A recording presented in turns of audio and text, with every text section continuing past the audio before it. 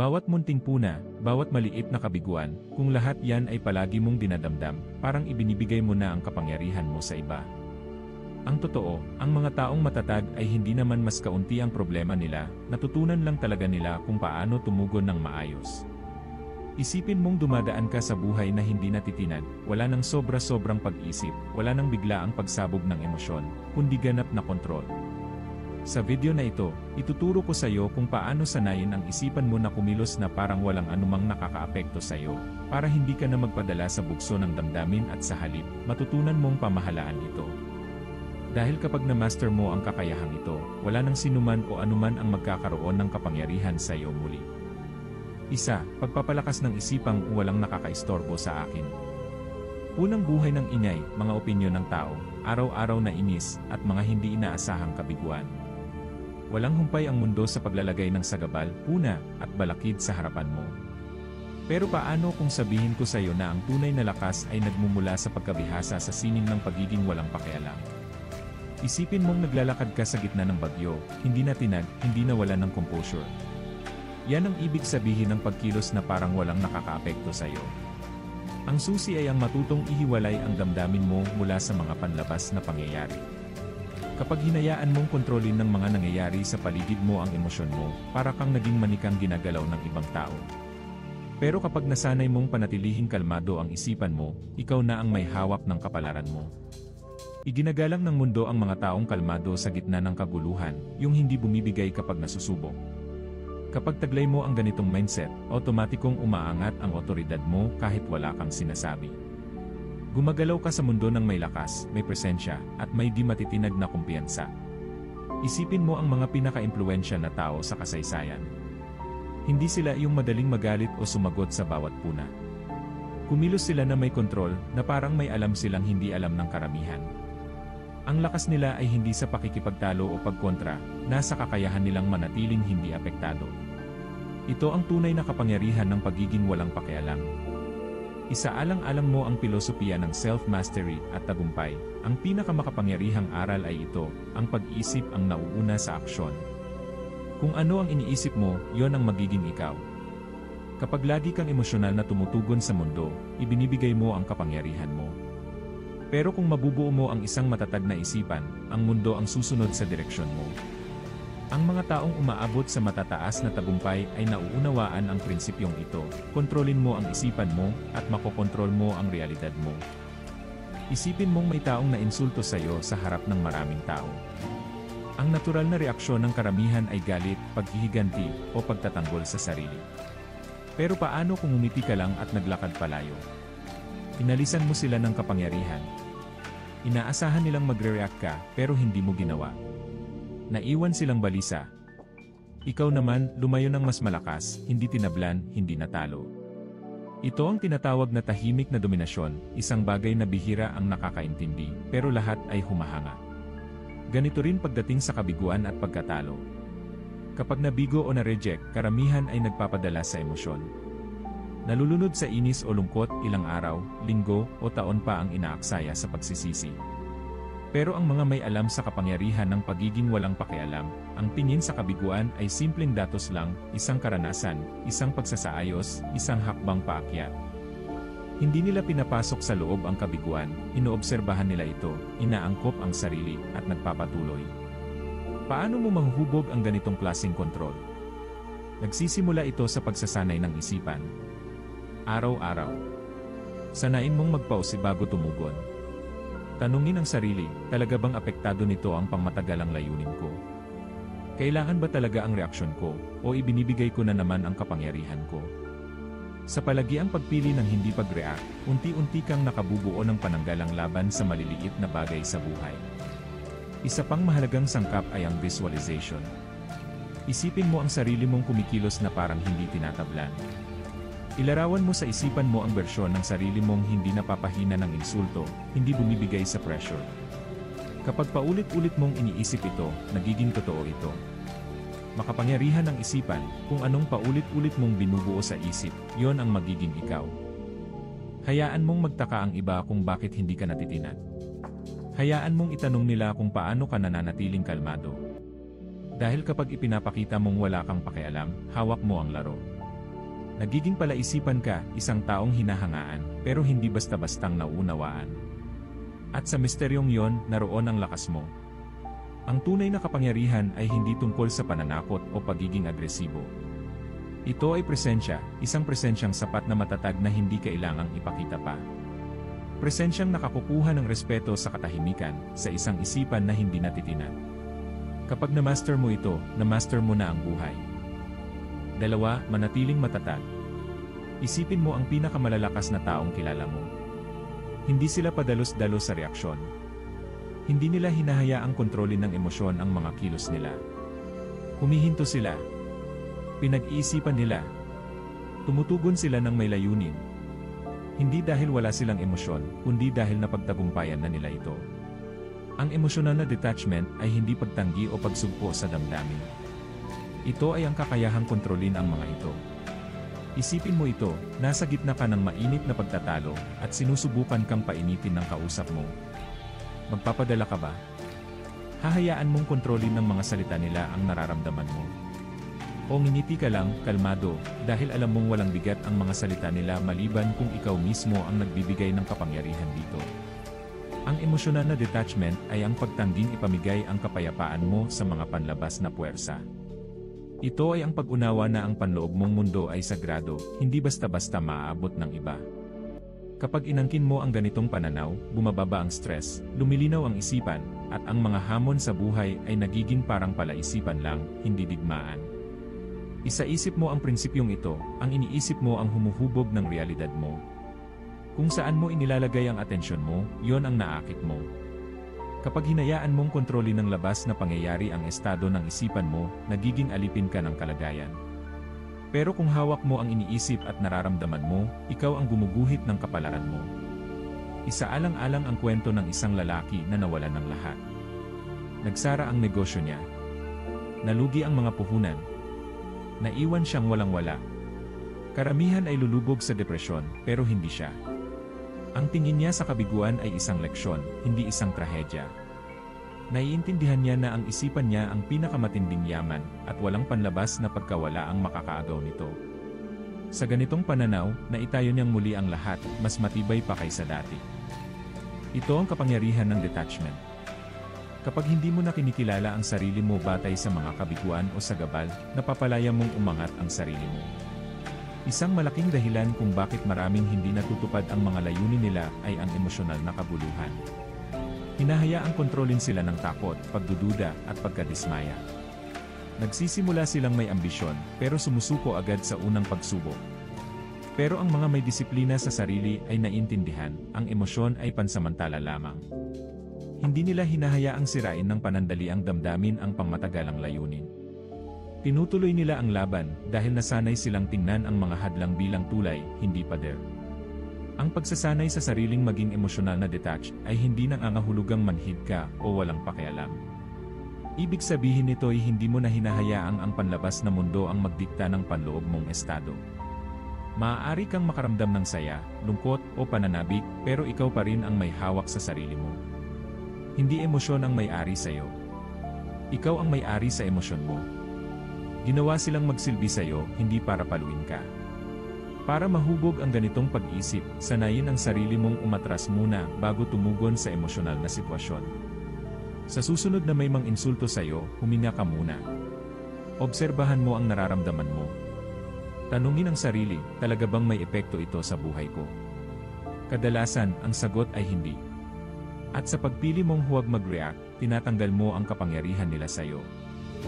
Ang detachment ay nagmumula rin sa pagkakaroon ng malinaw na layunin. Kapag matibay ang pananaw mo sa gusto mong makamit, hindi ka na madaling matinag sa maliliit na abala. Nagiging hindi matitinag ang focus mo dahil alam mong mahalaga ang enerhiya mo para lang sayangin sa mga bagay na hindi ka tinutulungan. Ang mundo ay para sa mga taong bihasa sa sarili. Habang mas pinapaunlad mo ang emosyonal na kontrol, mas nagiging hindi mapipigilan ang pag-angat mo. Habang ang iba ay natataranta, ikaw ay nananatiling kalmado. Habang sila ay padalos-dalos, ikaw ay mahinahong tumutugon. At sa ganitong paraan, nakakamit mo ang bentahe na bihira ang nakakakuha. Ang tunay na lakas ay hindi nasa pisikal na pangingibabaw o malalakas na sigaw. Nasa isang presensyang hindi matitinag, isang presensyang kusang iginagalang kahit hindi humihingi. Kapag na-master mo ang sining ng emosyonal na detachment, hindi mo lang nalalakbay ang buhay, kinokontrol mo ito. 3. Ang mapanagutang kawalang pakialam ay isang kapangyarihan. Pinalaki tayong maniwala na kailangan nating pakialaman ang lahat, mga opinyon ng iba, ang kanilang pag-apruba, ang kanilang paghusga. Tinuturo ng lipunan na ang halaga natin ay nakabase sa kung gaano tayo ka-invested sa iniisip at inaasahan ng ibang tao. Pero ang tunay na kalayaan ay dumarating kapag naintindihan mong karamihan sa mga bagay ay hindi naman talaga mahalaga. Sa susunod na mahuli mong sarili mong sobra ang pag-iisip, itanong mo, mahalaga pa ba ito pagkalipas ng 5 taon? Kung hindi na, bitawan mo na.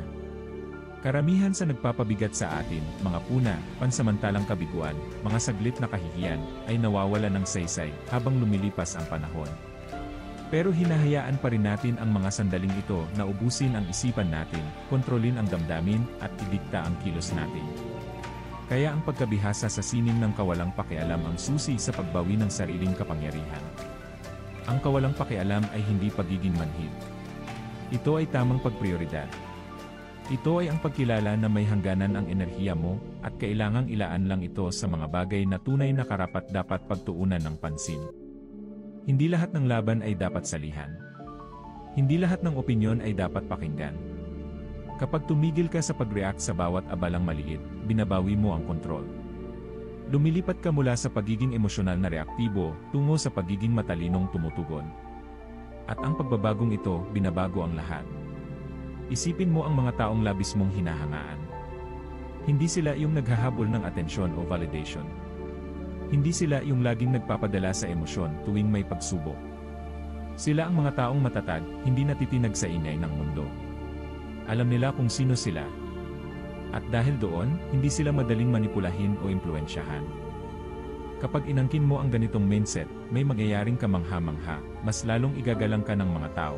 Hindi dahil gusto mong makuha ang pag-aproba nila, kundi dahil nakikita nila na hindi ka basta-basta matitinan.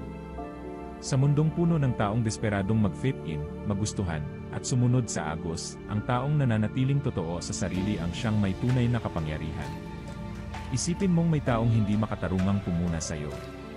Ang mahinang isipan, agad tutugon, magpapaliwanag, magtatanggol, o gaganti.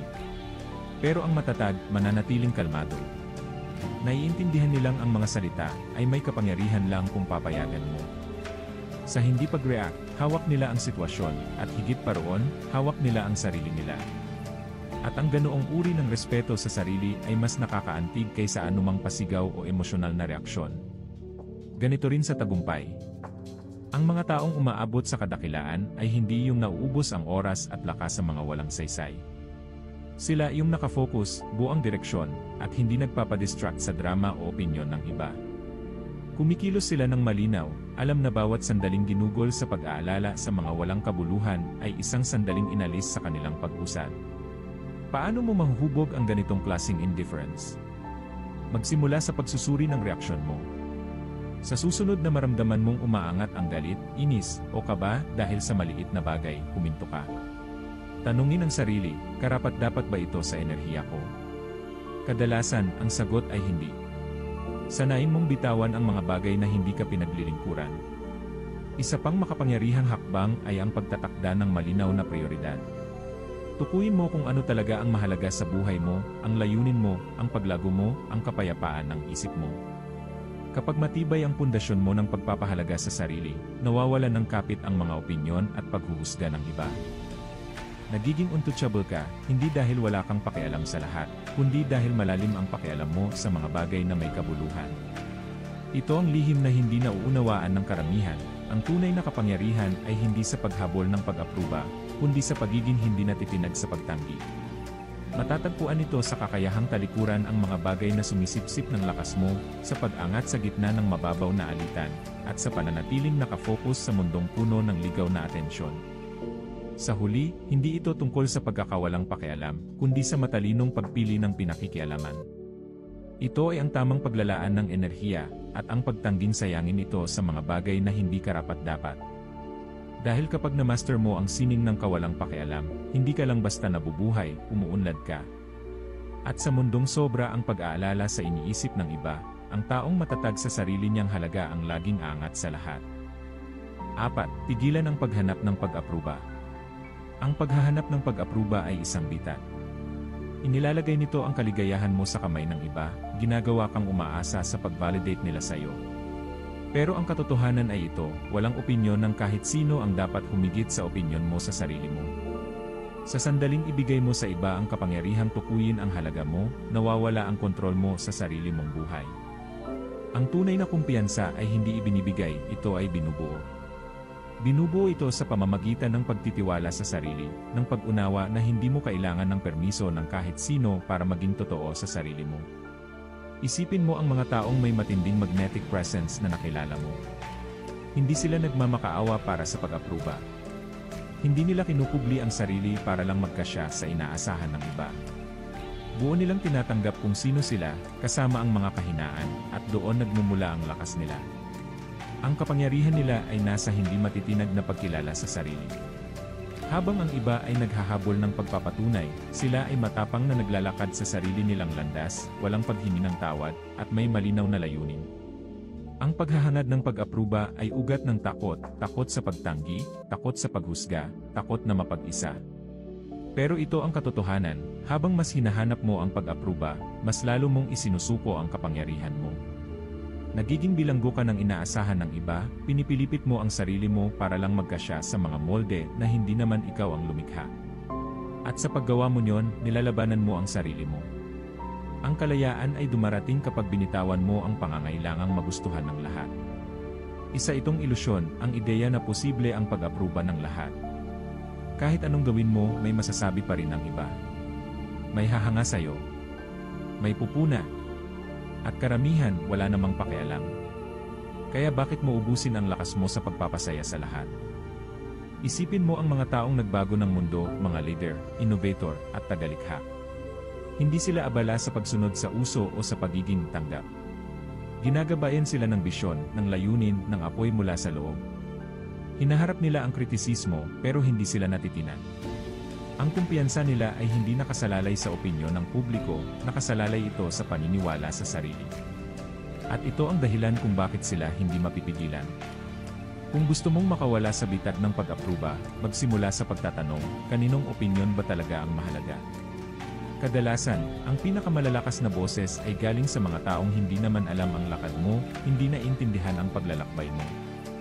Wala talagang bigat ang mga salita nila, maliban na lang kung papayagan mo. Isa pang mahalagang hakbang ay ang matutong i-validate ang sarili mo. Kilalanin ang progreso mo. Ipagdiwang ang tagumpay mo, malaki man o maliit. Kapag natutunan mong kilalanin ang sariling halaga, nawawala ang saysay ng pag-apruba ng iba. Hindi mo na kailangan ng palakpakan para maramdamang karapat-dapat ka. Alam mong karapat-dapat ka at iyon ang mahalaga. Ang pagbitaw sa validation ay hindi pagiging mayabang o mapagmataas. Ito ay paninindigan sa kung sino ka talaga.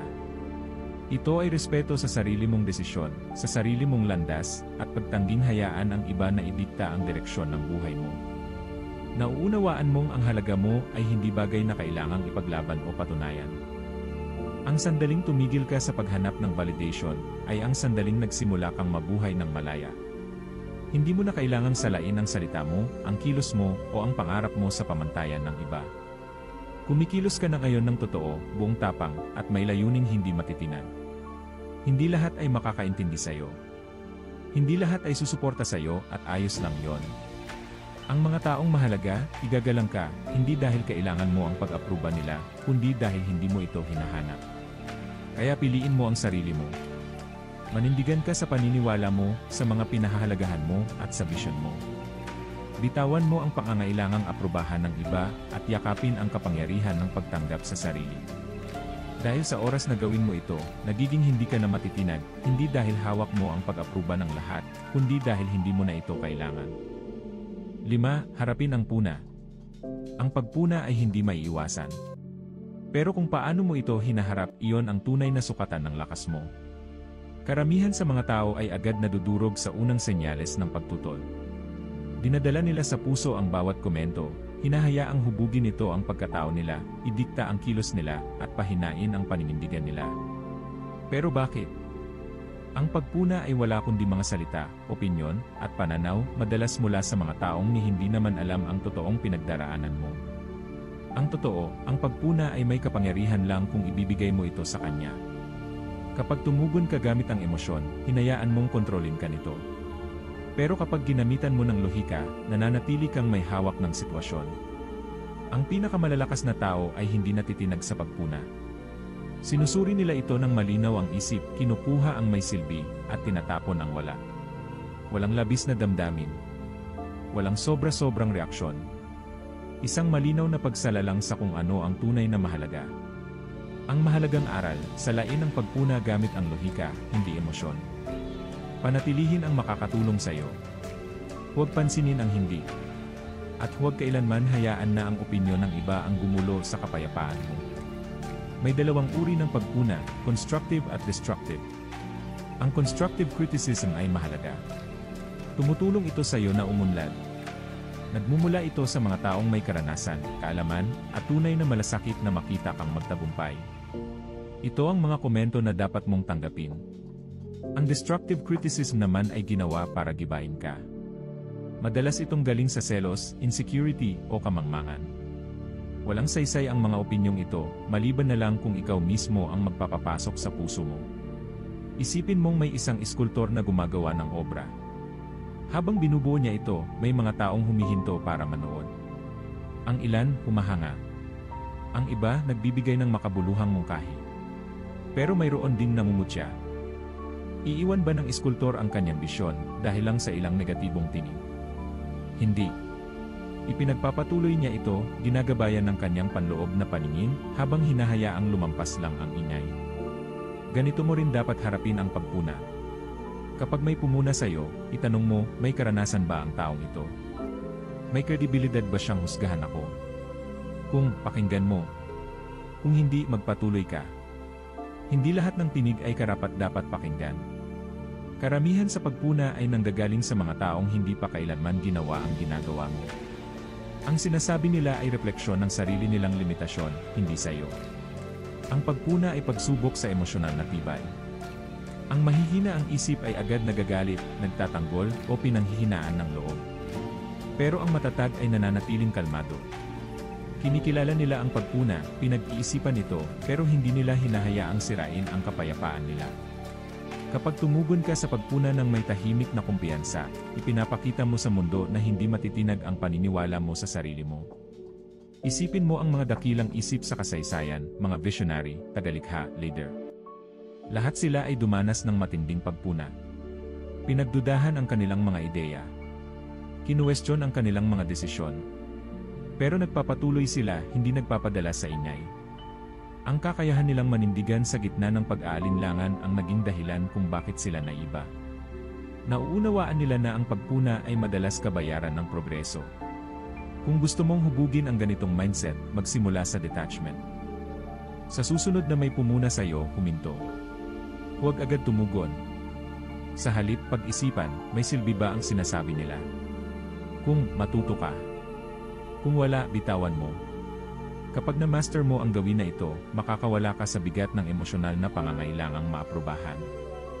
Kapag totoo ang paniniwala mo sa landas mo, nawawala ang kapit ng opinyon ng iba. Ang kumpiyansa ay hindi dapat manggaling sa palakpak o puna ng iba, nang gagaling ito sa loob mo. Sa oras na maunawaan mo ito, magiging immune ka sa mababaw na pagpuna. Laging may sasabihin ang mundo. May magpupuri. May magdududa. Pero sa huli, ang tanging opinyong tunay na mahalaga ay ang sarili mong paniniwala.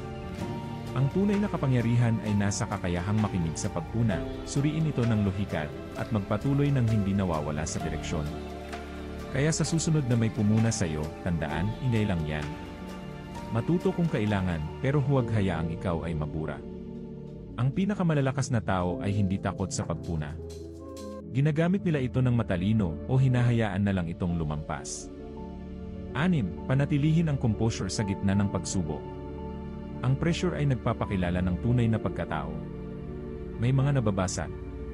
May mga sumusuko. Pero ang malalakas, sila'y nananatiling matatag. Bakit? Dahil inihahanda nila ang isipan nila bago pa dumating ang unos.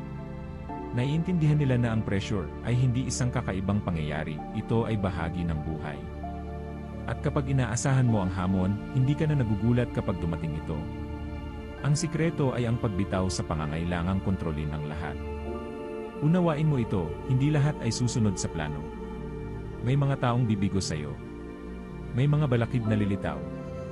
May mga kabiguang hindi mo inaasahan. Pero ikaw, hindi ka padadala sa emosyon. Tutugon ka gamit ang estratehiya, gamit ang kalmadong pag-isip. Karamihan sa mga tao ay bumibigay sa ilalim ng pressure dahil nilalabanan nila ang realidad. Inaasahan nilang magiging maayos, madali, at kontrolado ang lahat. At kapag hindi iyon ang nangyari, natataranta sila. Nagrereklamo. Natitigilan. Pero ang mga taong sanay sa kawalang katiyakan, sila ang marunong umangkop. Sumasabay sila sa kabuluhan, hindi sila lumalaban dito. Isipin mo ang isang bihasang mandirigma. Hindi siya pumapasok sa labanan na umaasang magiging madali ito. Inaasahan niya ang pagtutol, ang pananambang, ang mga hindi inaasahang banta. Pero nananatili siyang kalmado. Bakit? Dahil tinanggap na niya ang realidad ng laban.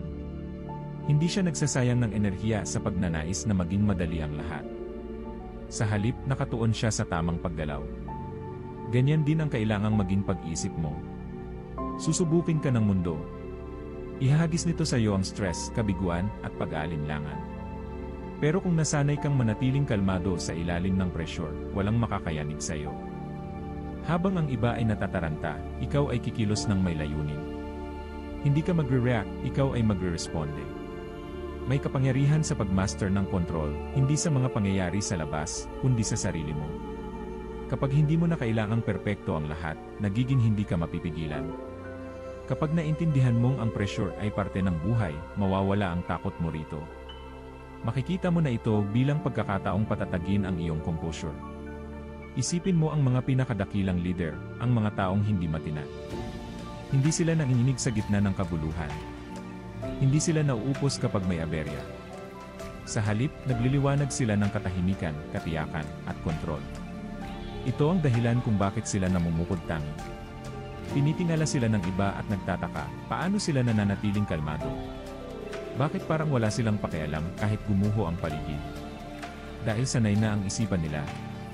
Inensayo na nila ang kanilang tugon bago pa dumating ang pagsubok. Alam nila na ang emosyon ay nagpapalabo ng pag-iisip, kaya't inilalayo nila ang sarili mula sa mga damdaming hindi kailangan. Pinipili nilang pairalin ang lohika kaysa magpanik. At sa paggawa nito, nakakamit nila ang kontrol na bihira sa iba. Para maabot ang antas ng kontrol na ito, magsimula ka sa pagbabago ng pananaw mo tungkol sa pressure. Tingnan mo ito bilang laro, isang pagsubok ng disiplina mo. Kapag hinarap mo ang stress, hamunin mo ang sarili mong manatiling kalmado. Obserbahan mo ang emosyon mo, pero huwag mong hayaang ang emosyon ang magdikta ng kilos mo. Kapag paulit-ulit mo itong pinapraktis, magiging natural ito sa iyo. Isa pang mahalagang hakbang ay ang paghahanda. Ang pinakamalalakas na tao ay hindi naghihintay na dumating ang pressure, sinasanay nila ang sarili nila para dito. Iniisip nila ang pinakamasasamang sitwasyon at inihahanda ang isip nila para manatiling matatag. Kapag ganito ka, wala nang makakagulat sa iyo. Nagiging strategist ka, hindi basta-basta nagre-react. Karamihan ng tao ay dumadaan sa buhay na hindi handa, umaasa sa swerte imbes na disiplina. Inaasahan nila na magiging pabor sa kanila ang lahat. At kapag hindi, sila ay bumibigay. Pero ang mga sinanay ang isipan para sa pagsubok, hindi sila nababasa. Hindi sila sumusuko. Sila'y nananatiling nakatayo. Hindi naapektuhan. Kaya sa susunod na maramdaman mong bumibigat ang pressure, paalalahanan mo ang sarili mo. Ito ang pagsubok ko. Ang pagkakataon kong patunayan ang kontrol. Habang ang iba'y natataranta, ikaw ay hihinga ng malalim. Habang ang iba'y basta tumutugon, ikaw ay mag-isip. At kapag lumampas na ang bagyo, ikaw ay naroroon pa rin, buo, matatag, hindi matinag. 7. Bitawan ang hindi mo kayang kontrolin. Ang pagdurusa ay madalas nagmumula sa pagkakapit, sa mga inaasahan, sa mga resulta, sa mga bagay na wala sa ating kontrol. Mahigpit nating hinahawakan ang mga inaakalang dapat mangyari, kung paano dapat umikot ang buhay. At kapag hindi ito sumunod sa gusto natin, nasasaktan tayo. Pero ang tunay na lakas ng isip ay nasa kakayahang magpalaya. Isipin mo ang isang ilog.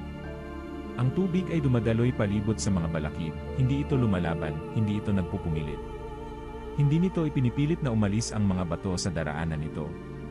At kapag nakatagpo ito ng hadlang, hindi ito humihinto. Umaangkop ito. Ganyan dapat ang pagharap mo sa buhay. May mga bagay na mangyayari kahit anong pag-aalala mo, ang trabahong hindi na ibigay, ang taong lumayo, ang pagkatalong hindi mo inaasahan. May dalawang pagpipilian ka, lumaban at magdusa, o tanggapin at magpatuloy. Palagi kang may pagpili.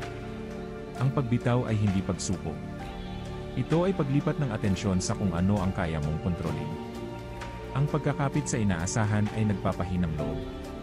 Kinukulong ka nito sa paulit-ulit na frustrasyon, iniisip ang nakaraan, tinatanong kung ano sana ang maaaring nagbago.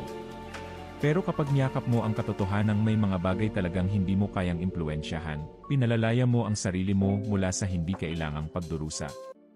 Isipin mo ang pinakamalalakas na taong kilala mo. Hindi sila ang mga nakikipaglaban sa hindi na mababago. Sila ang mga nananatiling kalmado sa harap ng kawalang katiyakan. Na-master na nila ang detachment, hindi mula sa buhay, kundi mula sa ilusyon ng kontrol. Alam nila na ang buhay ay hindi tiyak, at ang kapayapaan ay nagmumula sa pag-agos kasama nito, hindi sa paglaban dito.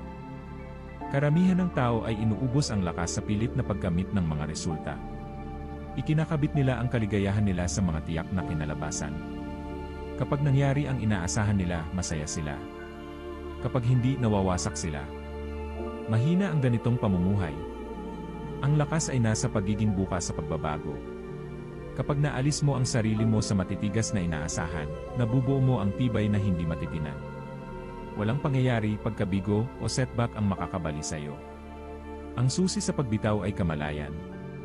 Sa susunod na mapansin mong kumakapit ka ng mahigpit sa isang resulta, sa isang tao, sa isang inaasahan, huminto ka muna. Tanungin ang sarili. Ito ba ay nasa ilalim ng kontrol ko?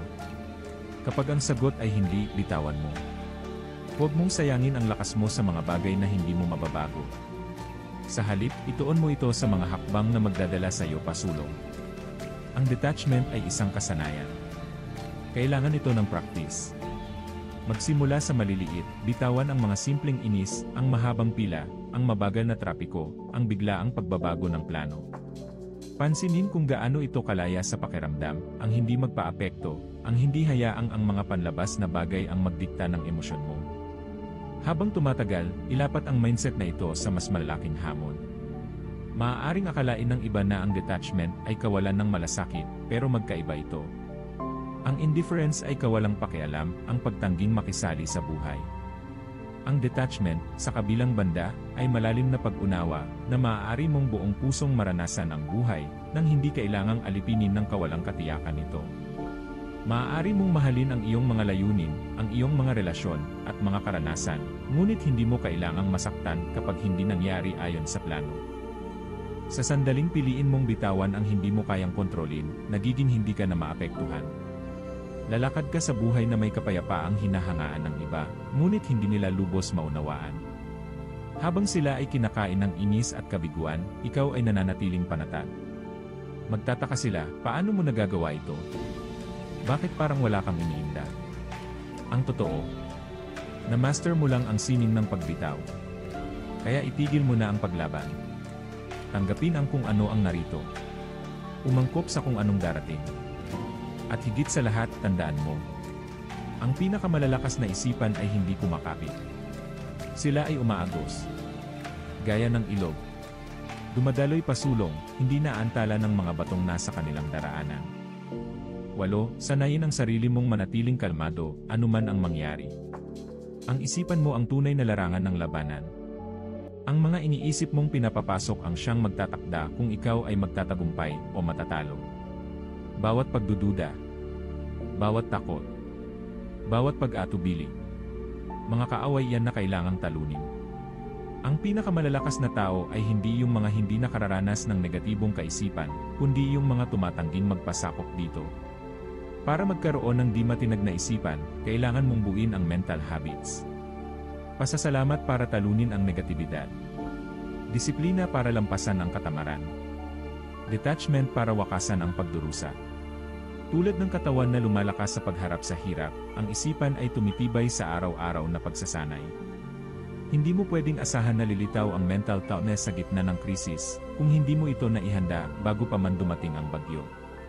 Kailangan mong sanayin ang sarili mo araw-araw. Sanayin ang sarili mong hindi matinag na huminto bago mag-react, na huminga bago sumagot. Karamihan ng tao ay alipin ng emosyon, nagre-react ng padalos-dalos, kumikilos dahil sa takot, sumusupo sa inis. Pero yung kayang kontrolin ang isipan nila, kayang kontrolin ang lahat. Ganito mag-isip ang isang mandirigma. Ganito gumalaw ang mga tunay na leader. Hindi sila nagpapadala sa mga abala, kabiguan, o paninira. Gumagalaw sila sa buhay na may layunin, may panloob na katahimikang hindi kayang maunawaan ng iba. At dahil dito, nagiging sila'y hindi matitinan. Tandaan mo, ang tibay ng isipan ay nabubuo sa maliliit na araw-araw na tagpo. Sa pagbangon kahit gusto mo pang matulog. Sa pagpili ng katahimikan kahit pwede kang makipagtalo. Sa pagpapatuloy kahit gusto mo nang sumuko. Ang isipan, gaya ng kalamnan, lumalakas sa pagharap sa hirap. Ang bawat pagsubok ay pagkakataon para ito ipatibayin. Isa sa pinakamakapangyarihang kasanayan na pwede mong matutunan ay ang detachment. Kapag natutunan mong ihiwalay ang sarili mo mula sa emosyon, mula sa resulta, mula sa kabuluhan sa labas, nagkakaroon ka ng kalamangan sa lahat ng tao pa ring nasa reactive mode. Ang detachment ay hindi ka walang pakialam. Ito ay control. Ito'y pagkaunawang habang hindi mo kayang kontrolin ang mundo. Palagi mong kayang kontrolin ang reaksyon mo rito. Isipin mo ang isang bagyo. Karamihan ng tao ay tinatangay, naliligaw sa gitna ng kaguluhan, nilalabanan ang hindi nila kayang pigilan. Pero yung may di matinag na isipan, nakatayo lang, nakatapak sa lupa, hinahayaan ang bagyong lumipas. Hindi nila inuubos ang lakas sa mga bagay na wala sa kontrol nila. Iniipon nila ito para sa mga bagay na tunay na mahalaga. Isa pang haligi ng mental mastery ay disiplina. Ang isip ay laging naghahanap ng ginhawa, ng madali, ng ligtas. Kaya karamihan ay hindi umaabot sa tunay na lakas. Laging sumusuko sa tukso, sa pag-aantala, sa pagdududa sa sarili.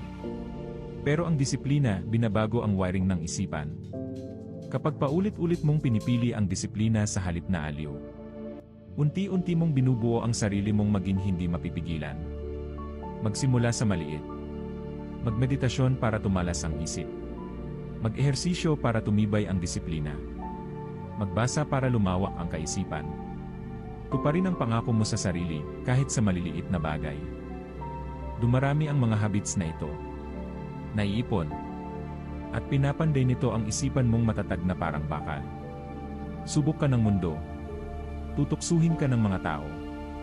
Babanggain ka ng buhay.